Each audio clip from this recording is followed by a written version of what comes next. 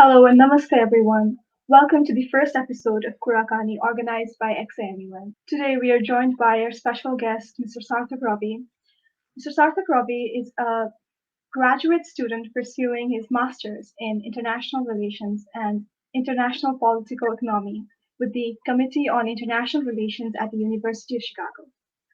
His area of research and expertise at the University of Chicago is South Asian politics, and he works closely with top South Asian scholars in his academic exploration of the region.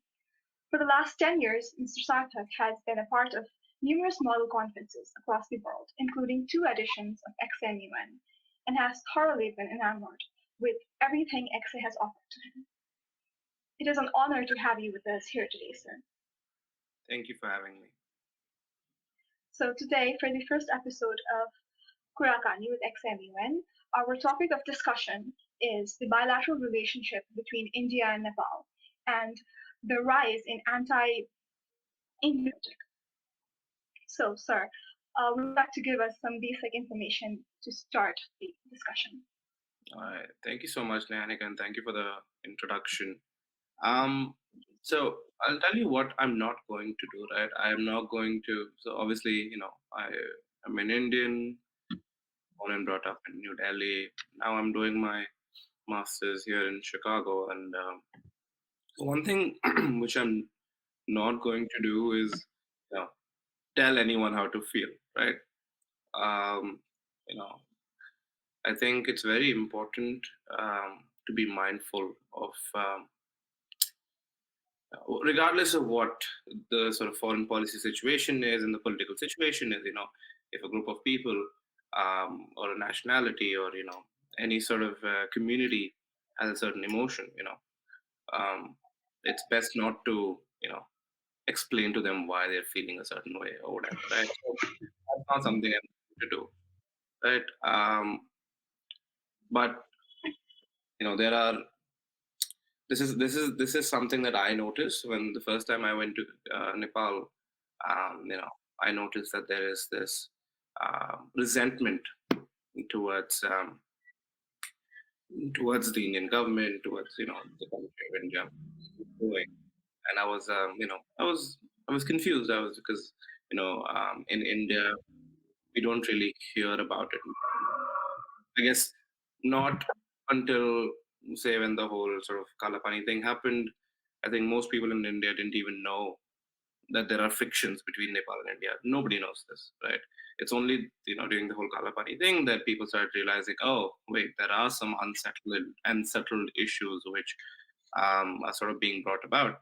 But apart from that, I think the major perception in India, and you know, amongst everyone, is that relationships very smooth, culturally, linguistically very similar countries. So there aren't any issues as such. But of course, that is not true. So now there are a few ways to look at this, right? So I am here at the University of Chicago, and one of my professors, his name is John Mearsheimer. Now, if you've been following the sort of Ukraine situation, this is one name that you probably hear again and again, John Mearsheimer, because he wrote this book called, Tragedy of Great Powers, and he gave this essay about how Ukraine is the West's fault, and so even the Russian foreign ministry has been using John Mearsheimer as an excuse or a justification or an academic justification to sort of invade Ukraine, right? But the point is that John Mearsheimer is part of what is called the realist school of thought, right, in international relations. Now, what the realist call, and more specifically, he's sort of the proponent of this theory called offensive realism. Now, what does that theory say, right? Um, that theory says that you know there are large countries. There's a world systems order, right? There are countries, and each country has a place in the in the world, right? And this world system has a core, it has a periphery and a semi-periphery, right? Core is if you look at it globally, a core is these major countries, the West, basically, the US, Russia, and all the Western countries, right? Then there's the semi-periphery. These are countries which are important to the sort of international order as a whole, but not as much as the core. And then there's the sort of semi-periphery, which is in between. So, what the realism school of thought says is that each great country, and when I say great, I don't mean great in some virtuous sense. I mean great in the sense of having power, right? That could be militarily, economically, so each great country has a sphere of influence, right? And it is in the interest of that country to maximize its influence in its sphere, right? And this is the same justification that Russia has used in Ukraine, right? Russia, being a great power, has the right. Again, I don't sort of condone this language, but that's the justification. Russia has a right to have Ukraine in its sphere of influence, right? It is a game theoretic model which sort of incentivizes Russia to exercise influence over, right? Similarly, and because the world operates in autarky, which means that there is actually no international order, right? It's anarchic. The system is anarchic. There is no sort of controlling, sort of overarching government which manages world governments. So since the world operates in anarchy, each great power's incentive is to maximize their influence in their own respective spheres, right? Now, let's just that's the theoretical background. Let's apply this to the case of India and Nepal, right? I think there is no doubt. Every nation stands at its own. If two prime ministers meet, two presidents meet, they meet as contemporaries, counterparts, equals, right? But Nepal is in what you would call, you know, India's sphere of influence, right? So while there is a need, of course, to sort of maintain, you know, good diplomatic relations, India will always be incentivized to influence Nepal, which it has been doing for the past 75 years. Now, that is not to say that it's right or wrong, right? That is another discussion in itself. But this sort of behavior of a large power with a single country will always happen, be it Bhutan, be it Nepal, be it Sri Lanka. Obviously, Pakistan's another story, and be it Bangladesh, right? So this sort of behavior is not just restricted to India and Nepal and South Asia. This is every major country in the world, be it the United States and Mexico, or any of the other countries around the United States, and even United States in general around the world, be it China and a whole bunch of countries everywhere, especially the South China Sea, Philippines, so many other countries, be it Russia and the Eastern European countries, Georgia, Ukraine, Poland, right? So this is not a sort of specific thing. That's a very common thing, right? Um, of course, there is a need to balance this and not be overly sort of bullying or possying. Uh, but yes, the point that I was trying to make is that this is a phenomenon which is observed all over, and it's something that will happen. Yeah. Yeah. So totally agreeing with you. Moving on, we understand that in today's day and society, there is this anti-Indian mindset between people, right? So Mm. what do you think could be the factors that has contributed to this? Right. So as I said, right, I don't want I don't want to tell you I don't want to tell all my friends in Nepal why they're feeling a certain way, right? Because Yes. I am here, you guys are there, so I don't want to do that. But I was also thinking about this myself, and I came and I had a lot of conversations with a lot of people. Some people who were firmly anti-Indian, and some people who were sort of they had mixed sort of thing. But the idea that a country or an identity which is not yours, right, a people which are not yours, can dictate the way you behave within your country is deeply problematic, right? And obviously, that's going to give you, some resentment. Uh, I think you can take the case of even in India, right? Let's say in the '60s, the '70s, the United States tried to dictate a lot of terms to India, right? And that created a lot of resentment against the United States and India, right? Um, so, of course, I'm sure that that is one of the reasons which has contributed to this, right? That is one. Second, I would say, is obviously because of 2015, when the blockade happened, right? I think before that, people were, uneasy about the relationship with India and the government of India.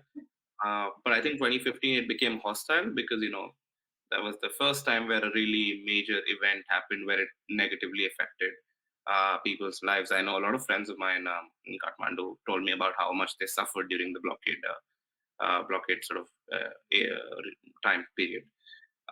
So that's two, right? And the third is right. It's obviously a lot of politics involved, right? Um, there is nothing more because this is something I also study.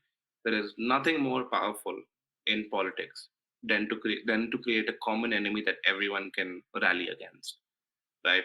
Now that may be based on some fact, created facts. Again, I'm not getting into why the common enemy is there, but if you can create an enemy that everyone agrees against, you create your chances electorally to win, right? Uh, Obviously, a lot of the anti-India rhetoric is driven via politics as well. And that is the prerogative of the political party, and the leader wishes to do that because if it reaps electoral rewards, it's well and fair.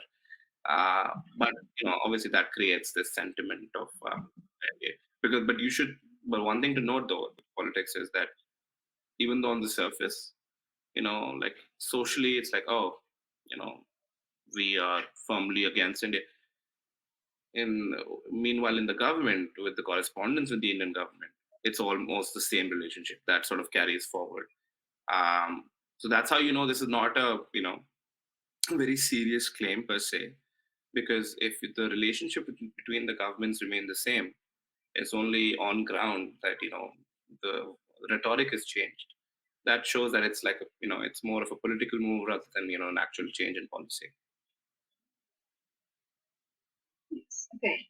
So, at one point you mentioned that there is something about creating an enemy that like everyone agrees on, right?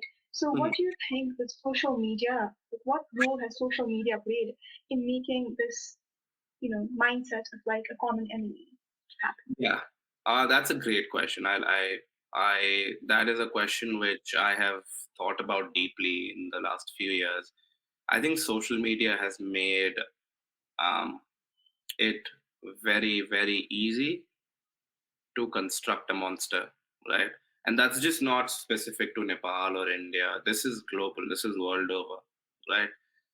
Here at the university, obviously meet a lot of people from different countries, and a lot of scholars from different countries. And this is one thing that I hear over and over again, right? Is how social media in their countries has been used to create a monster, an enemy, right? In India, if you can see, with the example of obviously for in Indian politics, Pakistan is obviously the constant enemy, so that's nothing new. But even within the country, right, creating creating an enemy of the Indian Muslim, right? That is, it was there, like this sense of sort of distaste or resentment against the Indian Muslim was already there. I'm not saying that's new, right? But social media has made it so prevalent. Like, and part of the reason is that you know earlier, if you wanted to, let's come back to Nepal and India situation. Earlier, if you wanted to have an anti-India rhetoric, right, what would you do? You would probably use a certain speech at a rally, which only a few hundred thousand, I mean, a few thousand people would be listening to. Maybe you put it into print, you put it into newspaper, and everyone reads it for a bit, and that's it, right? Then you go back to watching TV or getting on with your lives or whatever, right? You don't really think about it. With social media, Every time you pick up your phone, it's there, right? And like my phone's right here. Everyone who sort of watches this stream or is watching right now, just think about how much time of your day you spend on your phone, right? Now, if you're spending so much time of your day on your phone, and if that phone has one message repeated over and over and over again, right? And the problem with social media is the algorithms push what you already watch. So let's say you've watched some anti-India rhetoric, you've reacted to it, whatever, right? It's going to give you more of that and more of that and more of that. So it creates an echo chamber of sorts where it's just one thing being repeated over and over again. So you could utilize social media to absolutely change the preferences of a country, um, if those preferences exist, if they want to create new preferences, and if certain aspects of the preferences already existed, you could just exponentially increase the efficacy of that sort of emotion. So I think social media has been the biggest driving factor um, in the change in sort of relationship between both Nepal and India. And this is not just limited to young people, right? Because now everyone has a phone, right? You could say, oh, well, only young people are on social media. Maybe, maybe not. But the fact is that everyone has WhatsApp. Everyone has some messaging service which is free and easy, and there's no fact checking. You could send anything and be like, oh, well, this is fact now, right? So, and from what I've noticed anecdotally, of course, I've not done any research on it, but what I've noticed is that older people are a lot more susceptible to fake news on social media, right? I'm sure we all have that one uncle or aunt or grandparent who sees some WhatsApp forward and is like, this is what's going to happen tomorrow if we don't do this. This is gonna, they're sort of more susceptible to these sort of fake news messages. So yeah, social media a huge factor. Okay, so in recent years, there has been this discussion on social media mostly that there's this discourse about Buddha and like Lord Buddha and his birthplace, and I think this is something that's like sparked this conversation of like, you know, this hatred for like with Nepali people for these Indian people. Like, they're claiming that Buddha was born in Nepal and Buddha was born in India and not in Nepal. And I think social media has really like enhanced this conversation and like made it really like a topic of discussion all over the world, right? So, what is your stance on this, and why do you think this conversation came about? Can you repeat the exact sort of topic? I think I misheard that. My son's The asking. birth, I'm sorry, the birthplace of Lord Buddha being India Oh, rather than Nepal. oh, ah. I mean, see, I'm not a scholar on the topic, right? So I can't really speak to it. I think I don't know. I would have to do my. It's. I mean, it's sort of a futile conversation, to be very honest. That's just me personally. That's not coming from any sort of theoretical whatever background, right? It's just me personally, because nations are a political concept, right? In the sense that um, all of us collectively agree that this is one country and that is one country. Nations don't really exist, right? Maybe except if it's Australia or something, right? It's an island.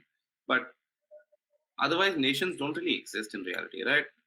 Just because at some point in history, a whole bunch of people decided that this is the line, that's how nations came about, right? The thing is, now tomorrow, if 80% of India starts saying that this is not India, that will cease to be, or let's say 80% of India and 80% of Nepal start saying that this is not the boundary. That will no longer be the boundary, right? So it's a futile conversation in the sense that it's great enough that someone of so much significance was born in our region and has shared a sort of ancestral, um, and we share sort of the ancestral lineage of that person. Um, so I think it's a very petty conversation to put such a great person, such a influential person in world history into a border and be like, let's just for argument's sake. Again, as I said, I don't know too much about the topic, which is why I'm not making any. But let's for argument's sake say he was born in Nepal, right? Great. But uh, I know that enlightenment happened with Sarnath, which is in India now, right?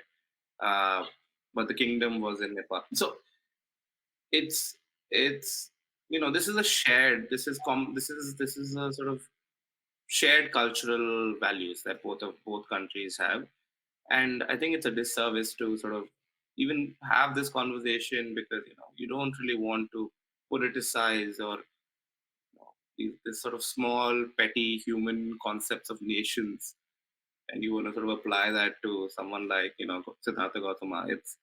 I don't I you know my stance is that we should not even be having this conversation.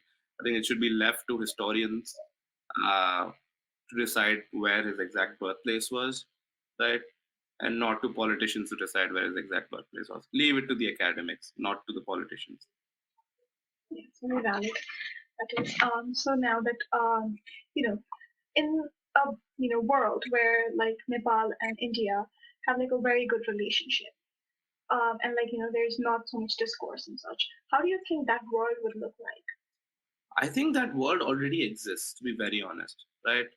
It may seem a bit strange for me to say this, but that world already exists because here's the thing: we are looking at this from a very sort of 26,000 feet approach, right? It's a very high level conversation, but granularly, right? Looking at you know ground realities, people to people relations are still extremely strong, right? Whenever I'm in Nepal, it it doesn't feel like oh, you're from somewhere else, right? If somebody else, okay, let's say someone from Pakistan were to come to India, right? Maybe there would be some resentment in people, be like, oh, is that where you're from? But most Nepalis that I know who live and work in India, they aren't even treated as outsiders, right? They're like, oh, you're Nepali, which is by extension you're our people, right?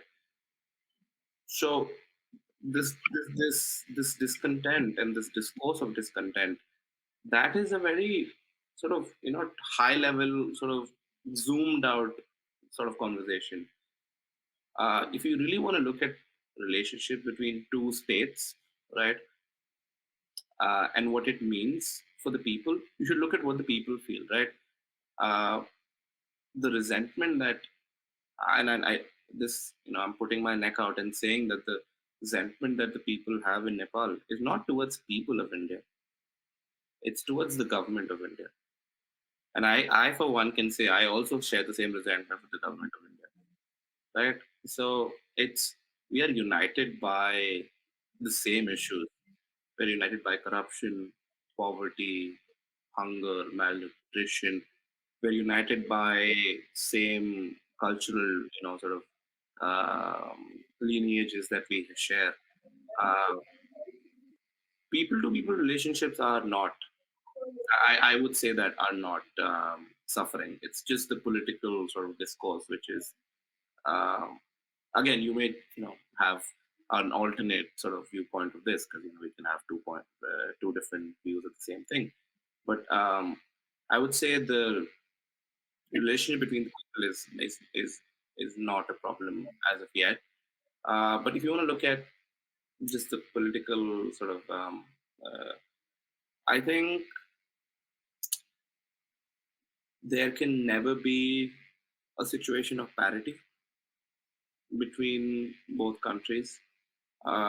They can be parodied diplomatically, right? But the fact of the matter is, as I said, the real, as per the realism school of thought, a larger, sort of more powerful country will always exert influence on the smaller country, right? So I don't see that situation going away, right? Uh, the only way I see a healthy functioning relationship is if there are compromises or counterbalances, right, which you include into the relationship, which make it more towards parity. But unless Nepal gets nuclear weapons or some major world event happens, I don't see uh, you know the exertion of influence changing. Okay. So while we're on this topic of influence of countries, like the larger, more powerful countries having an influence on smaller countries, right? There is this terminology that politicians in India regularly use, which is that India is the big brother to Nepal, right? Yeah. And they have always been influencing Nepal. How do you think this is affecting the independence and sovereignty of Nepal as a country? Yeah, politicians in India are stupid, first of all. Right? So even we don't take them seriously, so you should definitely not be taking them seriously. They say the most obnoxious, forgive my language, shit all the time. So I, that's political discourse. As I said, right? That is, as I said, in Nepal, if the anti-India rhetoric is being driven, in large part by politics. Similarly in Nepal, similarly in India, these things are also driven by politics, right? So, of course, these are damaging diplomatic. Uh, if you go out and say it in such a crass, rude way, it's obviously going to affect the relationship. There is no doubt about it, right?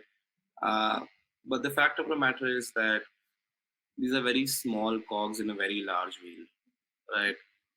You know, I think the relationship between India, like the cultural relationship between India and Nepal, is so robust and has withstood so many years of colonial rule, Mughal rule, this and that, right? The cultural relationship has been so robust that these few politicians who come out and say nonsense like this aren't really going to affect it in the larger scheme of things. Sure, there might be some resentment. On the Indian side, I know there was some resentment when Prime Minister Oli said a few things about Ram being born in Nepal or something of that sort, right? The similar sort of emotions outpoured, but I still don't see uh, I don't see people in India being resentful towards Nepalis because only said certain things. Um, it's a very sort of there are no temporary friends, and so there are no permanent friends and no permanent enemies in the world, right? These are all very transient, temporary things. So sure, in the short term, it might create some ripples, but I think the relationship is a lot more robust than to be, shaken up by loose statements. Okay. So like during this conversation, time and again, there has we have been discussing how Indian people don't have this anti-Nepali mindset, but like Nepali people do, right? So what could we as people take steps to minimize this in a way? Hmm. Right. I think that's a heavy question because as as academicians and scholars, you know, you're always hesitant to tell people what to do, right? Uh, we sort of focus highly on what happened and what the problem is. Uh, Solutions, at least in the IR field, are very hard to find. People are just so scared to say anything. Uh, so, but I think there are two levels at which you can look at this, right? Number one being, what does it mean, or what steps people can take and what steps government can take. These are obviously different. They have different driving factors. They have different sort of emotions behind it, right? As far as people go, there is one basic thing is to not believe everything you see on social media, right? That goes for both Indians and Nepalis, right? There was this incident, I think, when the whole Kalapani thing was happening, right? Uh, I think, I'm obviously not going to name names, but a friend of mine in Nepal shared a video of, this altercation between the border security force in India and Nepali soldiers. And there was a sort of, I think they were throwing away some border posts that the Nepali sort of forces had put. And so there was, there was an altercation, right? And, he shared this with a huge caption, "My blood is boiling, that they're behaving with us like this at the Kalapani issue and everything." That's all, right? It took me like 2 seconds to look it up online, and I found out that the video was like almost 5 or 6 years old, right? But it was being shared as something that was being done like few hours ago, right? And that creates, and that person obviously, is a smart person, um, has a lot of followers and whatnot, right? So, I sort of sent him a message saying, I think it's completely fair to voice your opinions, and if you have to be angry about something, be angry about it. Yeah, there's no harm in that. I mean, there's harm, but you have the right to do it. But you have to be careful about what you're sharing, right? Because you don't want to blow the situation out of perspective, right? You have to, of course, you have to represent things as they are, right? But you don't want to be in a situation where you're contributing to a negative emotion by sharing something that's false. So, from a people to people perspective, I think fact checking, checking yourself before sharing, checking other people's sources, and not just believing everything. Right? Obviously, social media has made it so much more possible for conspiracy theories to spread.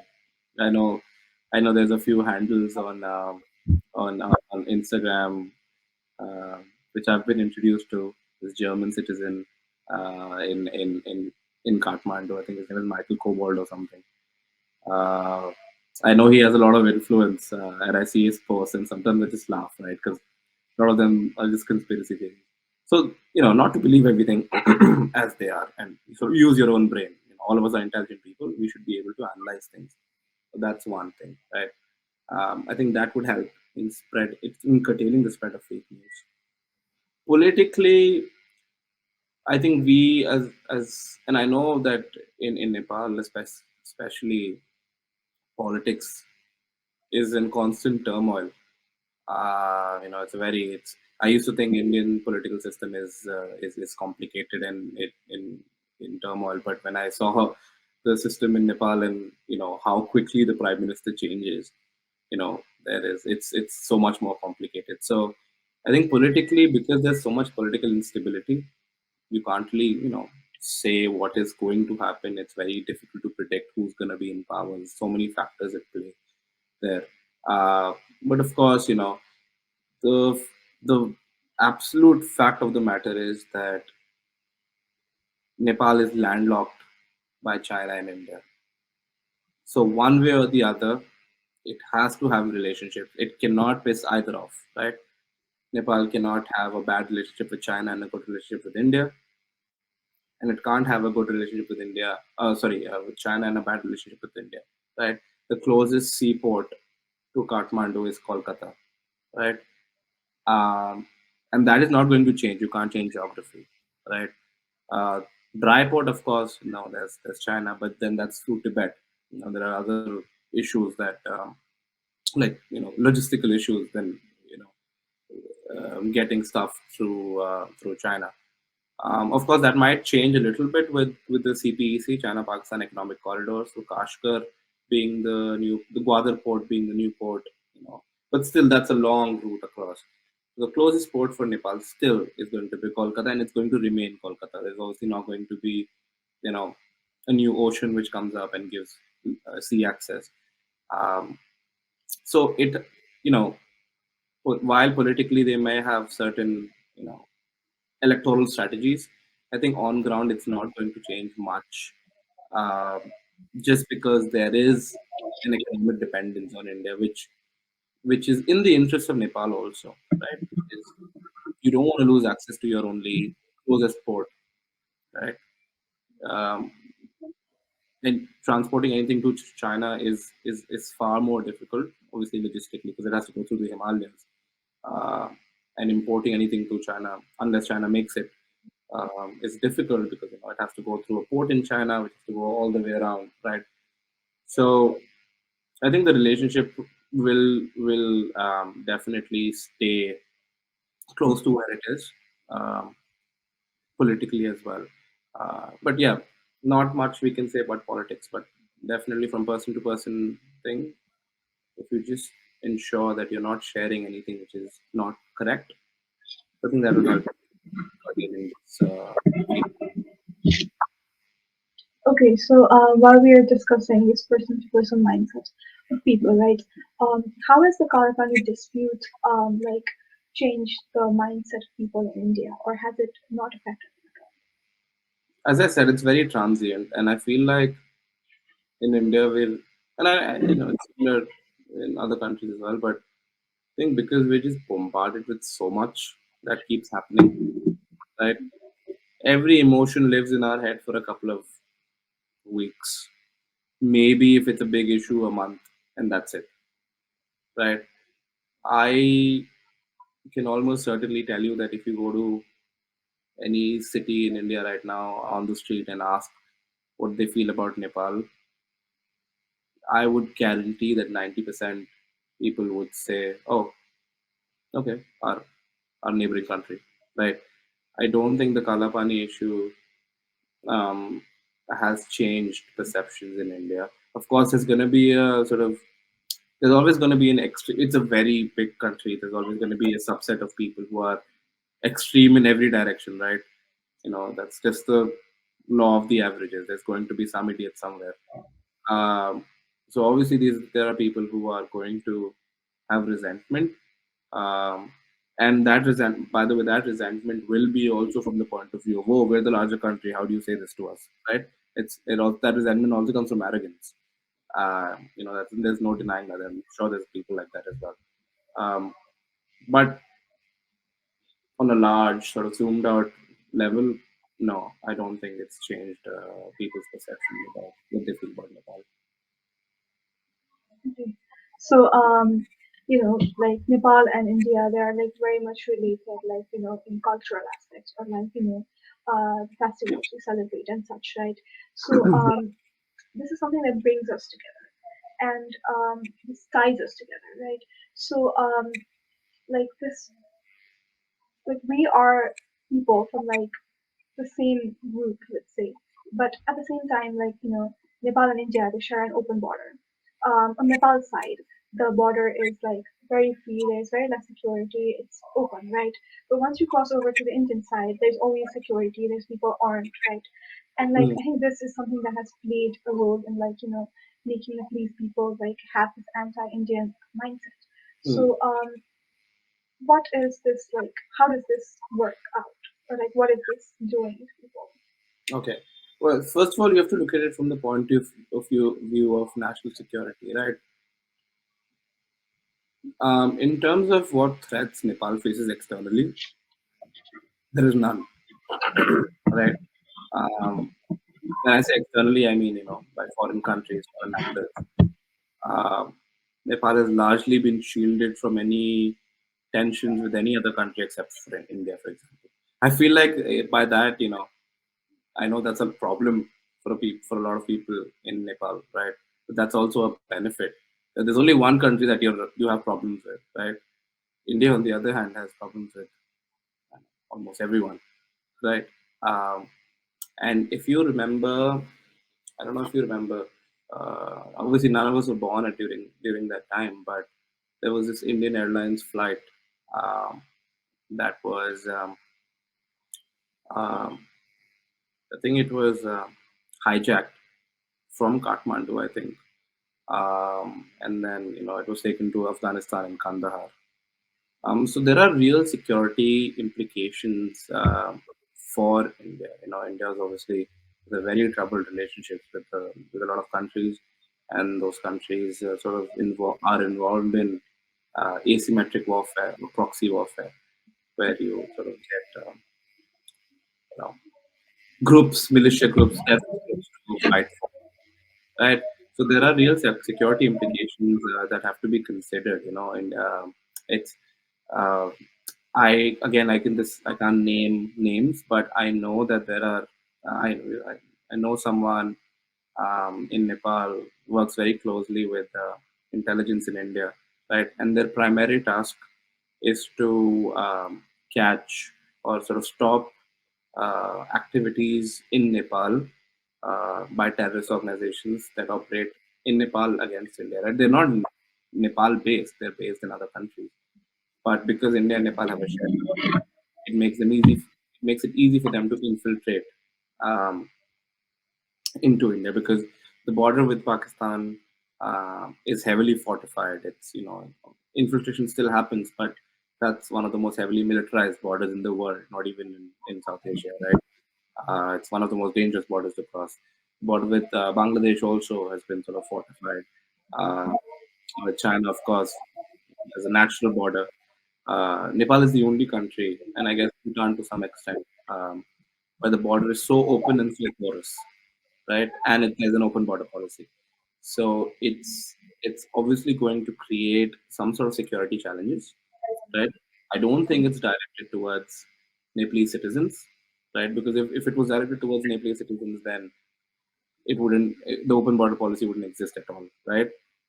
But the fact is that there are huge number of security challenges that India has to face, right? And this is one avenue which can be utilized by a lot of sort of non-state actors or even state-sponsored actors to infiltrate. So I think that's where it comes from. I think that this should be communicated more clearly, so as to it doesn't create any resentment as to, okay, why is this happening? Because I feel that it's happening for a very valid reason. Um, you know, um, but of course, if the communication is not there as to why, um, then of course it's gonna be a problem for the relations. But yeah, I think that's my take on it. Oh, okay. So what I was saying was Nepalese people and Indian people, they all like fall into the same group and they have the same diversity, right? And the place where we celebrate such diversity is at XAMUN. So if I'm not wrong, you have been a part of two of our XAMUN conferences in the past, in 2018 and 2019. So would you like Mhm. to share your experience with us? Oh, wonderful! I have enjoyed so much. I mean, I've been to a lot of conferences in the world, but XA think has to be the top of the conferences that I've been to, primarily because of how well everything is organized and how smoothly everything operates. You know, and that's a lot of conferences actually. A lot of conferences are smooth and whatnot, but the way that um, um, getting comments here, uh, yeah, the way that people take care of you. There's so much love, there's so much concern, there's so much fraternity and brotherhood uh, that you feel. That's what makes it different. There's this personal touch to XAMU, and it's not just because I'm an executive board member or whatever, right? There's this personal touch to everyone who comes from abroad. Um, there is, there's this sort of it's very typical to sort of South Asian this thing, South Asian cultures. Because when I'm here, I don't feel the same way, with Europeans or Americans or whatnot. But whenever I go to someone who's South Asian, they are very welcoming, and it's like, in India we have this thing, and I think it's similar for Nepal. It's called Atithi Devo Bhava. It's like, guest is God. Um, so actually feel that it's there's not everything is taken care of, and anything I need, any trouble I'm in, there's so many people who stand up to help. And yes, I would shout out to Samuel, Syed, Shisha. I'm forgetting a lot of names right now, but everyone has taken so much. Sejol, of course, has taken so much care of me during my trip to Nepal. So that's what sets XA apart. It's the personal touch. And Syed, of course, Syed, yes, Syed Ahmad. Okay, so endurance has of course been like a very important part in our lives, right? But Model UN obviously comes from UN, right? So how do you think UN has been like playing a part in the bilateral relationships between India and Nepal, or like how has it like affected it in a way? If you'd say so. I don't think the UN has too much to do between the bilateral relationship. Uh, the UN is a multilateral, high-level organization which looks at the more pressing issues, and honestly, I think my perception of the UN has also changed quite a bit after starting my academic career in the field. Um, the UN actually has very little teeth in a lot of ways. And actually can't do much sometimes. Um, so I don't think the UN has a lot of you know, leeway in the relationship between. It can obviously lay out sort of gentle guidelines of conduct or whatnot. But as I said earlier, right, the world operates in autarky. There is no global order which controls everyone, and the relationships are going to be dictated by the sort of relationships that each country shares with the other country, right? And not just this sort of this global government which handles all the relationships. So I don't think the UN has a big role to play between India and Nepal. Okay. So coming back to MUNs, right? You have done a lot of MUNs internationally. So are there any major differences between MUNs in Nepal versus MUNs in India? Okay. So I haven't done a like obviously COVID hit, right? So I think the last time I did a physical conference was in 2019, which is at this point like 3 years ago. Because I really don't want to count online conferences because those are just terrible. But we are X is going to happen physically, right? Yes, it is. Okay, thank God, because I didn't want to say it's going to be a terrible conference. Uh, so the physical conferences that I've been to the last time was obviously in 2019. The difference that I can see between sort of Indian conferences and conferences in Nepal, and again, my sample set is quite small because I've only been to XA in Nepal. Uh, I consider XA to be one of the most sort of better conferences from what I've heard in Nepal, right? Uh, more quality than others is what I'm assuming, is what I've heard. Um, I think uh, conferences in India sort of, especially in the Delhi circuit, I think in the south it's different, but at least Delhi circuit, they tend to be a lot more aggressive and a lot more sort of, you know, which to a point where it doesn't even feel like a model UN anymore, right? It starts feeling like a parliamentary debate or whatnot, right? Uh, and I think in Nepal, at least in the XA conferences I've been to, they have usually maintained that sort of diplomatic courtesy, which I am a huge fan of. I think in a model UN, it's very important to be assertive and raise your point, but also be courteous diplomatically, because that's eventually what the world operates on. Um, so that is one major difference. I think the existence of diplomatic courtesy is a lot more in Nepal. Um, and I think one another major difference is that at least back in 2018 and 19, um, I think a lot of people were being introduced to model events in Nepal at that point.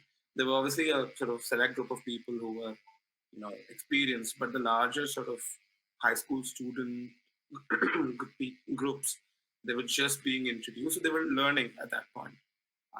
In India, obviously, it took off a long time ago, so it became a lot more competitive. Um, but in Nepal, it was more collaborative, which honestly I prefer. I like MUN conferences which are collaborative and not competitive. So that's those are the two differences that I saw. Okay. So you have been doing MUNs for a while, right? So do you, how do you say like MUNs affect students, and like why should they be like involved in MUN conferences and take part? Yeah, I think honestly, MUNs have been one of the most major aspects in guiding my life to where it is right now. Um, I am here at the University of Chicago doing IR, um, and I would not have been doing this had I not been, you know, had I not been an active MUN participant. It's been influential in my life. I know a lot of people who whose lives have been dictated by their experiences that they picked up during Model UN conferences. More importantly, if you can speak to room full of people confidently about what you feel, right? If you can communicate effectively, if you interact with so many different stakeholders, you learn how to, conduct yourself in diverse environments. That is an extremely crucial and helpful. You may not choose to stay in, the field of politics or international relations or whatnot, but those skills, those communication skills, the ability and the confidence to speak in front of, people from different backgrounds, that is something that will carry forward in your life. Let's say you want to work for a multinational, right? You know, a lot of us have aspirations to work not just with our own people, but with people from all across the world. How do you do that? You learn these skills while doing a Model UN, and that can help you substantially in your personal and sort of professional life. So Model UNs are I mean, you should also pick quality conferences like XAMUN. Don't just go to any conference and waste your time and money. Um, but once you sort of learn these skills doing these quality conferences, it can really set your life on a trajectory. Okay. Um, so as a last question, I'd like to ask you if you have any like suggestions to XNU in 2022. So like, is there something that we can do better this year? Or is there something that you'd like to suggest to us to make this event even grander, better? Just keep doing what you're doing. I think I've had barely any complaint. I mean, no complaints for the first two conferences. I will say that the first conference, I think the budget was a bit bigger. Um, so, a lot of other, as an executive board member, a lot of other expenses were also being taken care of by the committee. But, that's a very small, nitpicking thing. I think the delegate experience is what matters the most. EBs can come and go; it doesn't matter. It's the delegate experience which matters. So I think what XA has been doing has been fantastic, and I think if you just continue, it's a great path to go ahead on. The one thing I would say, and this is not just for XA per se, it's model UNs in general. I think we all of us need to be more efficient and more ecologically sensitive because we waste a lot of paper and resources in something as small as passing chits. It's not even an efficient way to do it because you need someone to carry it and run around. It's not good work.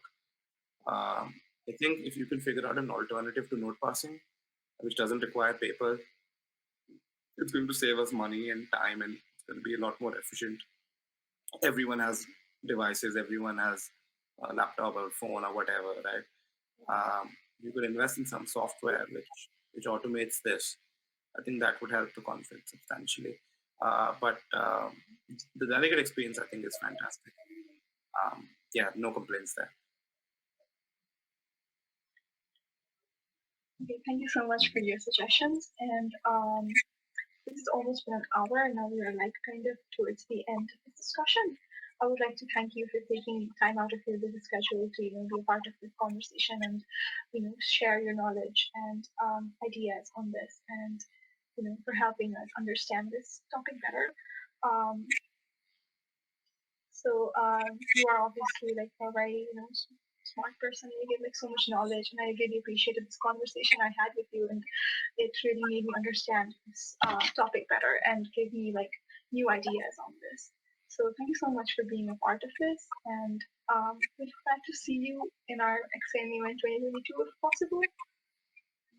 Hopefully, I mean, I'm here right now in the US. There are plans right now to be back in India in July. If that works out, I would love to be a part. Absolutely. So thank you so much for being here and giving us your time and having this discussion with us.